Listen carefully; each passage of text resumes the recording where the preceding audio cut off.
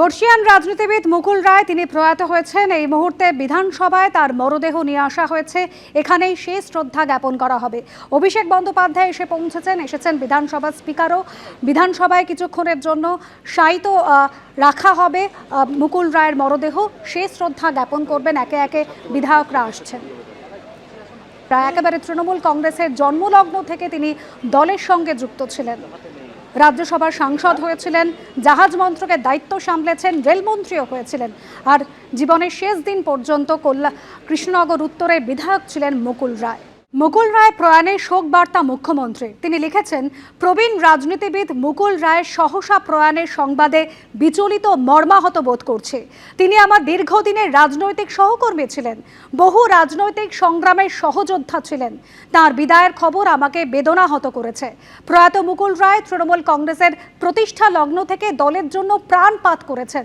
কেন্দ্রীয় মন্ত্রী হয়েছিলেন, দলের সর্বস্তরে তার গ্রহণযোগ্যতা ছিল। পরে তিনি ভিন্ন পথে যান, আবার ফিরেও আসেন। বাংলার রাজনীতিতে তার অবদান এবং সাংগঠনিক দক্ষতার কথা ভোলার নয়।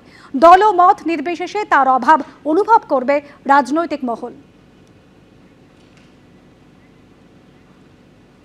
মুকুল রায় প্রয়াণে বাংলায় শোক বার্তা দিয়েছেন প্রধানমন্ত্রীও। এক্স হ্যান্ডেলে প্রধানমন্ত্রী নরেন্দ্র মোদী লিখেছেন, প্রাক্তন কেন্দ্রীয় মন্ত্রী শ্রী মুকুল রায়জির প্রয়াণে শোকাহত। তার রাজনৈতিক অভিজ্ঞতা এবং সমাজসেবামূলক প্রচেষ্টা স্মরণীয় হয়ে থাকবে। তার পরিবার এবং সমর্থকদের প্রতি সমবেদনা জানাই।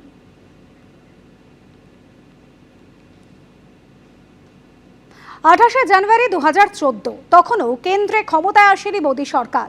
সে সময় ভোটের আগে এবিপি আনন্দের স্টুডিওতে এসে কি বলেছিলেন মুকুল রায়, শোনাব। আমাদের অতিথি তৃণমূল কংগ্রেসের সর্বভারতীয় সাধারণ সম্পাদক মুকুল রায়। মুকুলদা, স্বাগত। প্রথম যে প্রশ্নটা আমি তোমায় করব সেটা, তৃণমূল কংগ্রেস নামক দলটাতে মমতা বন্দ্যোপাধ্যায় ছাড়া আর একজনই জবাব দিতে পারেন, তিনি মুকুল রায়। না, সেটা ঠিক কথা নয়। এটা প্রশ্নটা শোনো, প্রশ্নটা দেখো।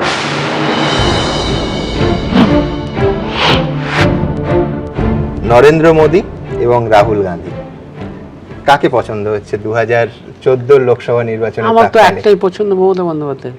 কারণ হচ্ছে জোট সঙ্গী হিসেবে না, জোট সঙ্গী মমতা বন্দ্যোপাধ্যায় তো নেত্রী হিসেবে অবশ্যই। আমি তোমাকে একটা কথা বলছি, আমার কথা হচ্ছে যে ভারতবর্ষের যে বর্তমান রাজনৈতিক সিনারিও, এই সিনারিওতে যারা বলে আমরা জাতীয় রাজনৈতিক দল, সেই জাতীয় রাজনৈতিক দল কারা কারা আছে ভারতবর্ষের? জাতীয় রাজনৈতিক মানে নির্বাচন কমিশন কর্তৃক স্বীকৃত রাজনৈতিক দল, ধরো ভারতীয় জনতা Party, Bharatiya Jatiya Congress, CPIM, Communist Party of India, Communist Party of India Marxist, Bahujan Samaj Party এবং ন্যাশনালিস্ট কংগ্রেস পার্টি। এই 6টা দল হচ্ছে নির্বাচন কমিশন কর্তৃক স্বীকৃত রাজনৈতিক দল।